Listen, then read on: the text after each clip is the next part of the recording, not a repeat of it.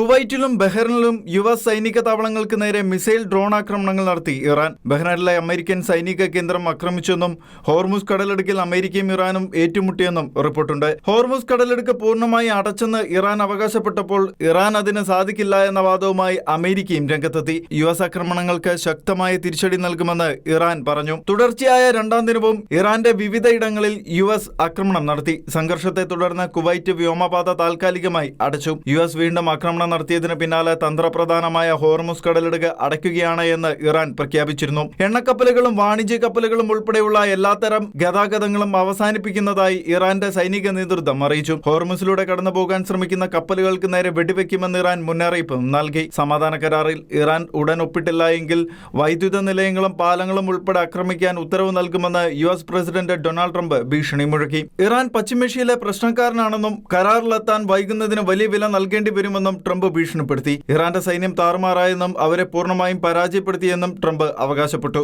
യുഎസിന്റെ ഭീഷണിക്ക് വഴങ്ങി പിന്നോട്ട് പോകില്ല എന്നും ശക്തമായി തിരിച്ചടി നൽകുമെന്നും ഇറാൻ സൈന്യവും പ്രതികരിച്ചു. International desk, ഷെഖേന news.